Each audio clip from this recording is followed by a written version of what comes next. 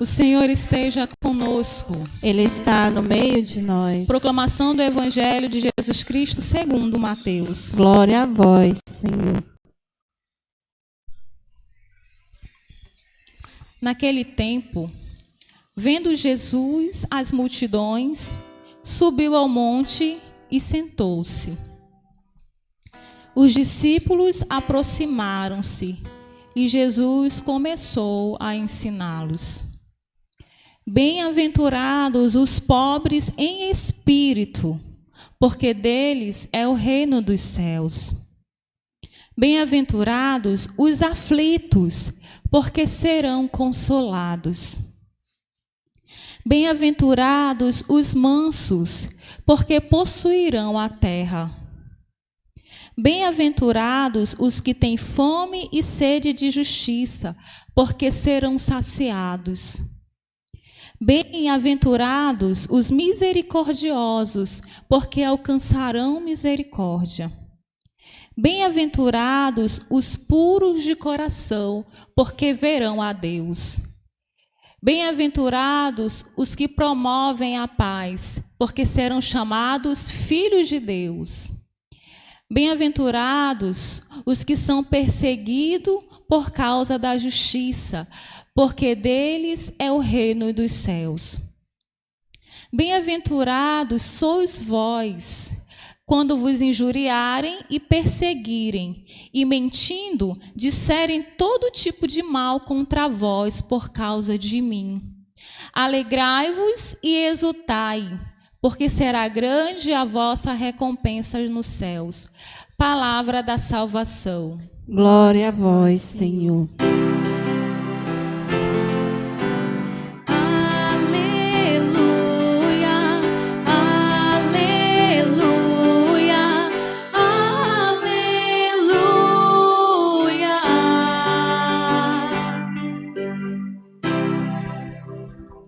Que as palavras do Santo Evangelho apaguem todos os nossos pecados. Amém. Então, hoje é dia de todos os santos, né? Tem quem diga aí brincando que hoje é dia do homem, né? O pessoal brinca, né? Que os homens são santos. Quem dera que fossem mesmo, né? Porque, na verdade, a santidade é a primeira graça que nós recebemos do batismo. O Catecismo da Igreja Católica diz que todo aquele que é batizado é chamado a ser santo. E a gente vai aprendendo na primeira leitura de hoje. Alguém lembra de qual foi o livro que foi tirado a primeira leitura? Apocalipse, né? O Apocalipse, que é um livro profético, que é um livro de profecias, um livro profético. E o que é a profecia? É aquilo que Deus determina que aconteça na nossa vida, né? A profecia de Deus é quando Deus fala algo que precisa se fazer presente de fato na nossa vida. E aqui no Apocalipse, a palavra-chave, né, que a gente vai perceber é a característica de uma multidão de pessoas, de vários lugares, que fala de todas as nações, tribos, povos, língua. E é interessante que diz assim: vi uma multidão imensa de gente. Muitas pessoas de vários lugares, de várias tribos, de várias línguas, e fala assim que nem ninguém podia contar, ou seja, um número bem expressivo de pessoas que traziam palma na mão. Quando um santo, nos nossos baluartes não tem, né? Mas tem muitas imagens de santos que trazem a palma na mão. Então, a palma ela é esse sinal de santidade, sinal daqueles que lutaram para permanecerem santos. E a profecia diz que é muitas pessoas que traziam esta palma na mão, elas estavam diante do Cordeiro e trajavam vestes brancas. O que significa a veste branca? Alguém lembra? Quem aqui já foi da equipe do batismo, né, deve lembrar, que significa o quê? A santidade, a pureza. E a santidade, a pureza, estava aqui como característica dessas pessoas que estavam diante do Cordeiro.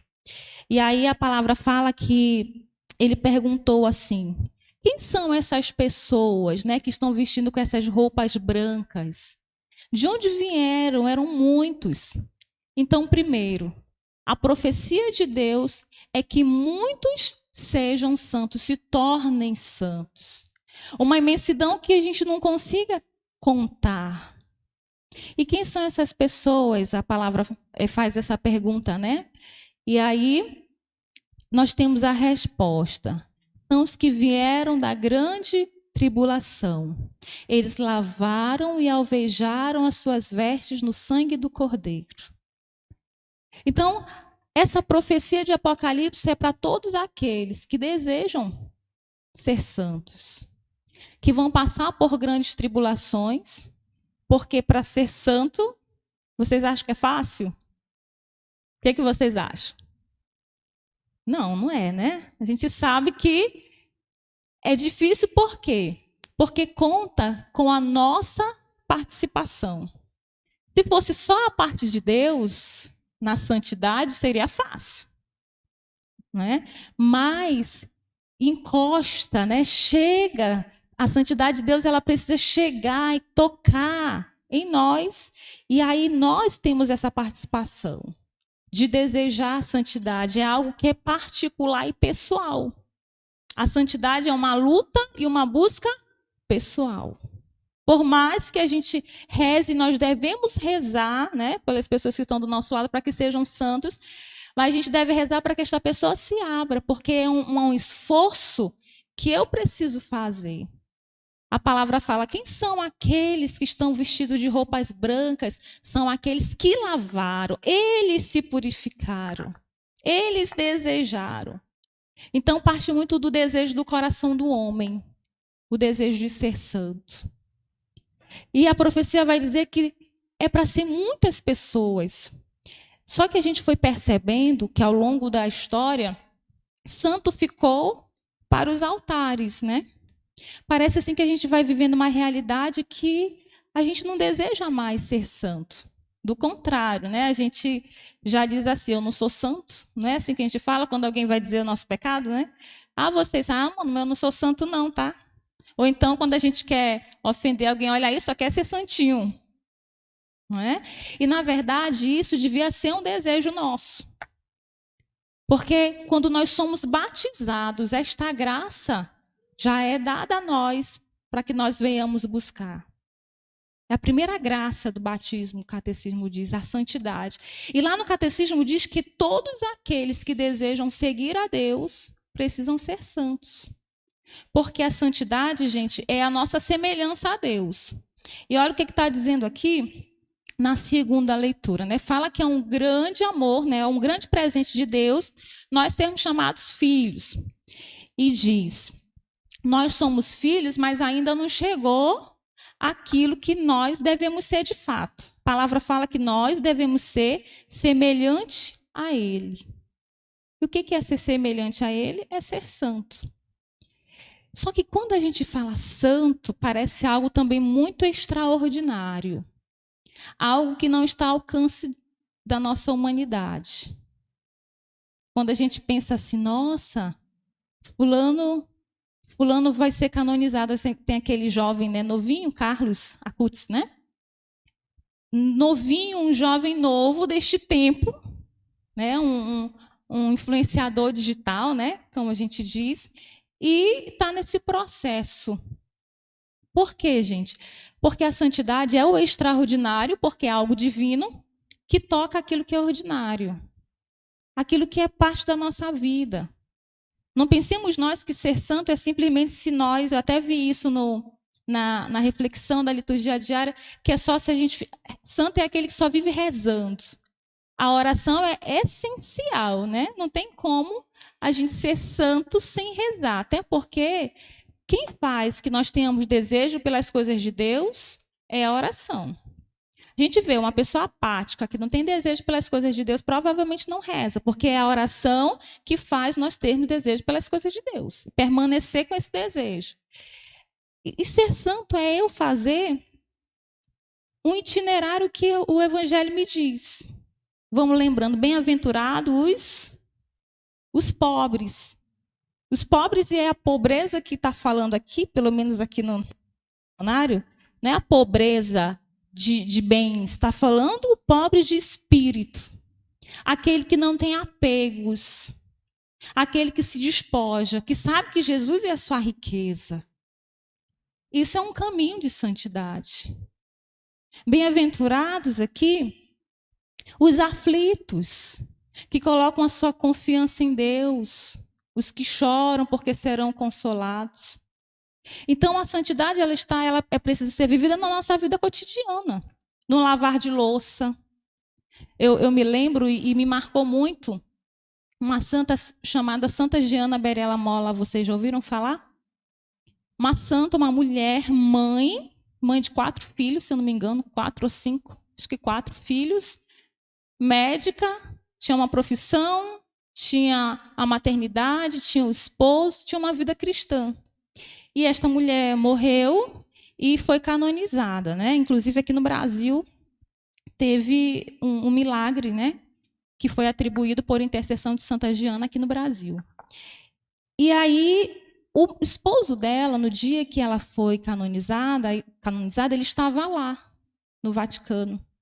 E quando proclamaram, né, Santa Giana como santa, ele se ajoelhou e disse: vivi com uma santa e não sabia. Vivi com uma santa e não sabia por quê. Porque ele via sua esposa lavando louça, ele via sua esposa cuidando dos meninos, que não eram poucos, né? Ele via sua esposa saindo cedo para trabalhar, ele via sua esposa limpando a casa, ele via sua esposa estressada quando estava chateada, ele via no cotidiano. E era uma santa. Porque a santidade é a maneira com a qual nós vivemos. A maneira com a qual nós vivemos as nossas alegrias, a maneira com a qual nós vivemos nossas tristezas, a maneira com a qual nós vivemos nossas conquistas, as nossas frustrações. E quantos santos existem, talvez, do nosso lado e nós não conseguimos reconhecer? Porque na nossa cabeça a santidade ainda é uma coisa que só quando a pessoa fizer milagre, né? Só quando a pessoa fizer milagre. Quantas pessoas a gente diz é santa porque faz milagres? E, na verdade, ser santo é ter este coração que o Evangelho fala, o coração que consegue alcançar a terra, né? A terra do coração do outro.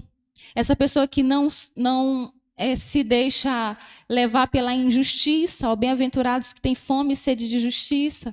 Pessoas que querem viver a justiça de Deus, né? A maneira que Deus vê a justiça. Os misericordiosos, porque alcançarão a misericórdia. Os puros de coração. O que é os puros de coração? É aqueles que não deixam que o mal adentre o seu coração. Então a gente precisa refletir qual é a bem-aventurança. E é interessante que bem-aventurado significa felicidade, significa feliz. E os santos, eles foram santos justamente porque eles foram felizes vivendo tudo isso. Me lembro que uma vez o Leonardo disse assim, não sei por que os santos, quando os artistas, não sei se é artista plástico, que eles produzem, né, as imagens dos santos, eles colocam eles sérios. O Leonardo disse que era para ser tudo sorrindo, para expressar a alegria de pertencer a Deus. Quantas de nós, às vezes, quando a gente está seguindo a Deus, a gente toma uma postura, né? Fecha a cara, porque acha que isso é santidade, né? A gente sempre fala dos coroinhas, né? Das pessoas que estão aqui, que ficam aqui aquela postura. E, no entanto, as pessoas que servem a Deus era para expressar algo diferente, né? Os santos deveriam ser feitos sorrindo, porque São Francisco de Assis, nosso baluarte, era o cantor da paz e da alegria, porque passava por muitas dificuldades e mesmo assim permanecia feliz por aquela escolha. Então, que nós possamos pensar e desejar ser santo naquilo que nós fazemos. Então, feche um pouquinho os seus olhos, pela intercessão, com a intercessão de todos os santos. Feche um pouquinho os teus olhos e pede esta graça do Senhor. A graça de lembrar da santidade. Porque às vezes quando nós estamos fazendo as nossas atividades, nós esquecemos que é nessas atividades, que é nesses afazeres, que é nessas lutas, que é nesses momentos que o Senhor ele vai nos santificando. Me recordo de uma irmã que partilhou comigo um dia e disse assim: eu estava lavando louça e o Senhor me curou disso. E o Senhor, enquanto ela lavava a louça, o Senhor foi lembrando ela de situações. E aí as lágrimas dela se misturaram com as espumas do sabão que ela lavava a louça. Porque o nosso Deus, em todos os instantes, Ele deseja estar nos curando, nos santificando.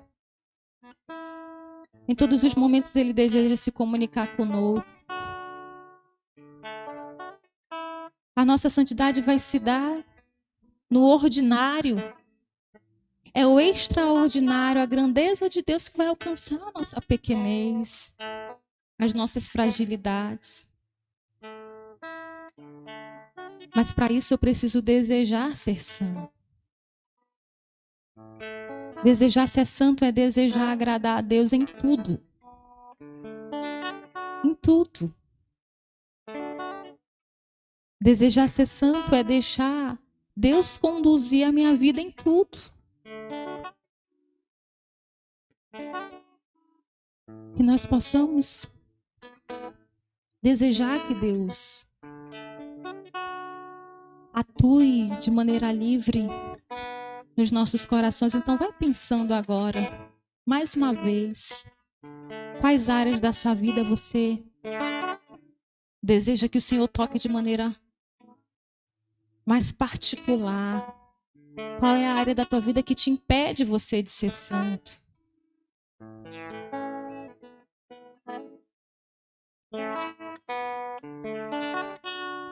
Vai lembrando, é você e Deus, ninguém está ouvindo o que está no seu coração.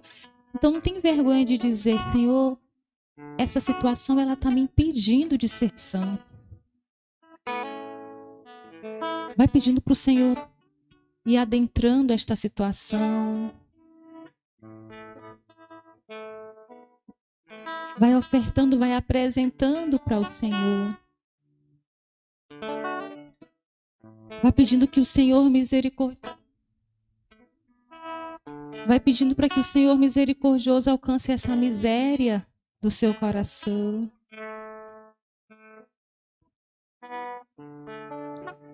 Vai pedindo para que o Senhor possa ir dando a você o desejo pela santidade. Desejo por ser um esposo santo.